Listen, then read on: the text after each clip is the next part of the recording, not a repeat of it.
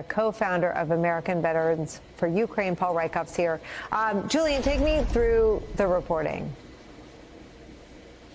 So we've known for all of this week that President Trump, ever since that Oval Office confrontation between President Trump, Vice President Vance, and President Zelensky of Ukraine, we've known that the White House has been angry with Zelensky, has been wanting to pressure him. And so first came the word that they were cutting off the military aid. And then today we had John Ratcliffe, Mike Waltz saying that they'd cut off the intelligence partnership. There had been some doubt. Some officials wanted to gradually ratchet up the pressure. Others just wanted more out of Zelensky. I mean, but make no mistake, this is the Trump administration pressuring the Ukrainians to agree to their terms on the minerals deal, on their approach to peace, which is different than the European approach, which is different than the Ukrainian approach. Director Brennan, what is the consequence for Ukraine's ability to prevail or to continue to fight? It's potentially devastating. U.S. support to Ukraine to confront Russian aggression has many different components to it. There are the weapons, there's the munitions, there's the logistical support and the technical systems that empower those capabilities.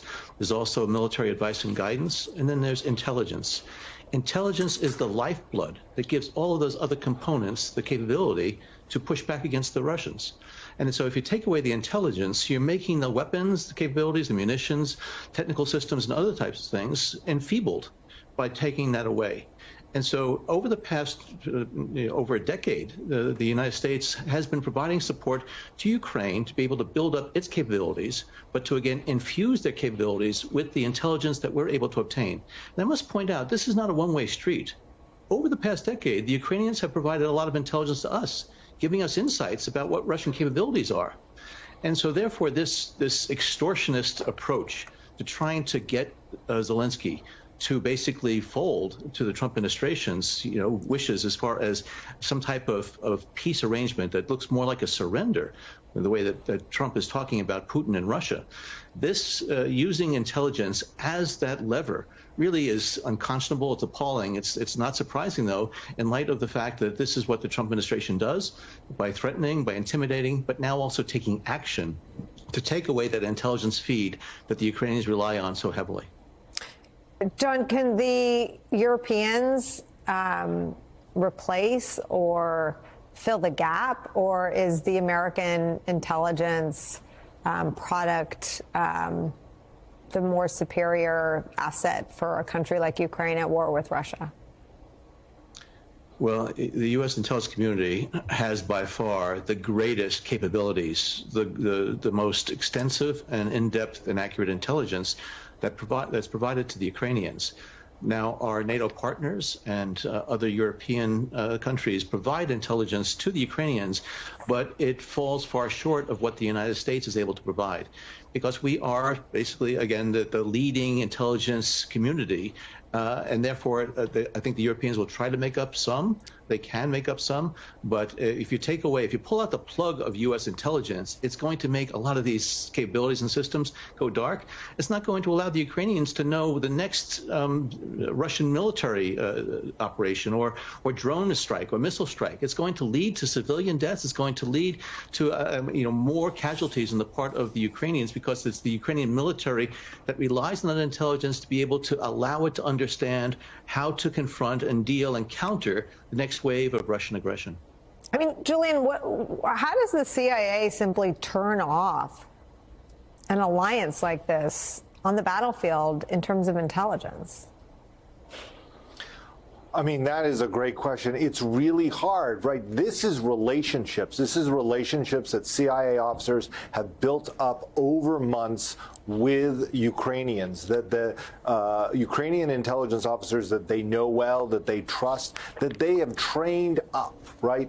This kind of order is really hard for an average intelligence officer to take. Like, they have been part of this war. They have been very much helping the Ukrainians in their successes, helping the Ukrainians in their defenses. Now, to be fair, they haven't just been providing intelligence. They've also been training the Ukrainians about using intelligence, gathering intelligence.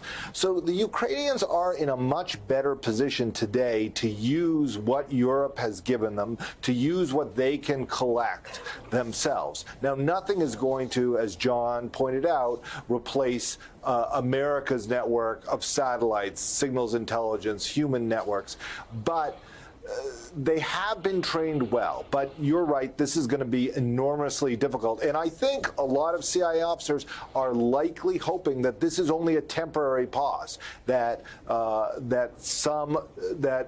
something happens to turn on the intelligence sharing again. Though, you know,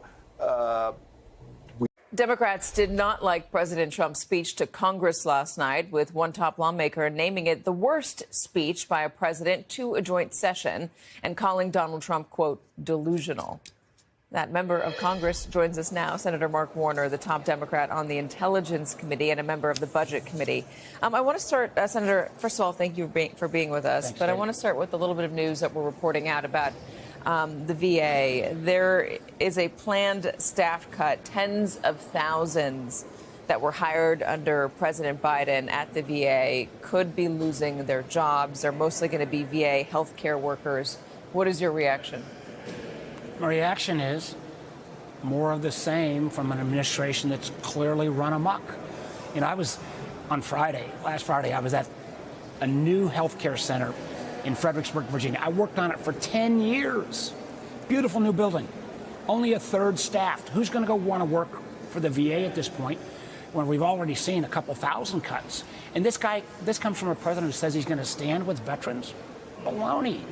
You know, and you take the cuts to the VA, but you also have to factor in the fact that 30% of all the federal employees are veterans. So they're taking a double whammy, having services cut and then losing their jobs at unprecedented rates. And one of the things we've actually seen, Katie, from some of these rifts that are taking place, that folks who've gotten stellar reviews are being fired supposedly for cause, which in some cases means they may not even be able to get unemployment benefits. It's morally wrong. It's frankly traumatizing to the federal workforce, which the OMB director Vogt wanted. He's accomplished that. I'll give him that. But this is, you know, on so many things that Trump says, he says one thing and then he does the opposite. You know, you're not the party in power, so there's only a limited amount of authority that you have right now. But when people in your state come to you and say, I was fired unfairly, or look what they're doing to me, say they're a veteran. I know that you have the 7th highest population of veterans in the nation. What can you do for them? Actually. Per capita? Yeah. Wow. So what can you do for them? What we can say is, you know, what I say to all folks is we need only 3 votes in the House or 4 in the Senate to change this. We can stomp our feet on the floor of the Senate, but we can't even slow down legislation that much because of, candidly, rules changes made over a decade ago by Democrats. So we can say we're going to support you on bringing lawsuits. You know, one of the things that I'm kind of wingman to my friend of 40 years, Tim Kaine, my fellow Virginia senator, we're going to contest the tariff emergency he declared on Canada. I mean, the truth is, a lot more fentanyl goes from the United States to Canada than the other way around, and declaring Canada an enemy, and maybe a little biased, my mom's family is from Canada, it is bad politics, crazy economics, and you destroy these relations. You can't patch them over when they say, as they probably will in a few days, oops, we made a mistake. And the toll that we'll take on that, and that's why we can litigate, force as many votes as we can on the floor. But frankly, and it's one of the reasons why I'm working my tail off, at least in the national security space, to see if I can get 3 or 4 Republicans to break, because what they are doing through either malfeasance or ignorance with these Doge Bros to our intelligence community, you know, is beyond the pale. We've already lost a couple hundred CIA agents because they literally expose their identities. You know, you suddenly trade out. You can't replace an NSA cyber expert with another coder the way you could replace somebody at Twitter with somebody from another tech firm. On the subject of intelligence, the CIA confirmed that they did stop sharing intelligence with Ukraine. We've been sharing it partially for our own purposes, but also certainly to help them on the battlefield. Why would we stop it? Is it just part of the stick that Donald Trump's using to create the circumstances to sign this minerals deal?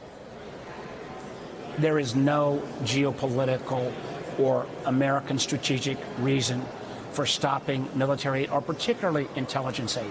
We shut down some of these operations. You can't restart them overnight.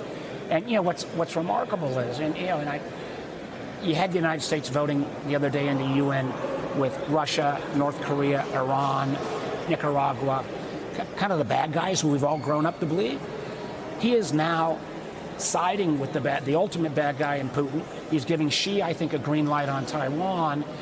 And our ability to have any kind of alliance with democracies is being undermined. And again, this is not something once you do, you can build back trust overnight. When we side with authoritarian regimes, when we stand up against our allies, Canada, Mexico, the Europeans, frankly, against democracies, I agree with Alyssa Slotkin, who I think did a great job last night. Ronald Reagan's got to be rolling over in his grave. The Russians are the other half of this peace deal that Donald Trump says is coming. Any indication that the Russians are actually looking for peace? I know you see the intelligence. Yeah, listen, I've seen no indication. Matter of fact, when Trump has already given up Ukrainian points that could have been exchanged in a negotiation, such as Ukraine joining NATO or territorial gains being given up. And the remarkable thing is, we're cutting off the legs of our Ukrainian partners. But you don't see China, North Korea, or Iran cutting back any of their assistance to Russia. Why would we tilt the deck so much in favor of a brutal dictator like Putin, who, if he's successful in Ukraine, will not stop there? It would have been easier for Zelensky to just quietly bend the knee as Trump mistreated him. To just insist on it all being happening in private. Maybe it would have been less confrontational, but then we wouldn't have learned the truth. And all the dirt we're getting right now about Trump's treatment with Ukraine, I don't think it comes out. Write in the comments if you agree or disagree. I don't think we get all these leaked. The leaked video, the leaked evidence, the leaked discussions of Trump's actions, whether it's stopping certain attacks on Russia, cyber attacks on Russia, whether it's cutting aid to Ukraine, whether it's cutting intelligence to Ukraine. All of this is public in a way that it hasn't been in a very long time. The approach to Ukraine has been a constant thing in reality for years. And what Trump has done even up until from this time in January coming back to now has been happening. But it's only because Zelensky exposed Trump in that public meeting and exposed Vance and exposed Rubio and the whole MAGA team that now every day we're getting dirt. It's not like the dirt is new, not entirely. Some of it's new, but what's really happening is Zelensky awoke the American media and the world media to Trump's dirty little Putin secrets.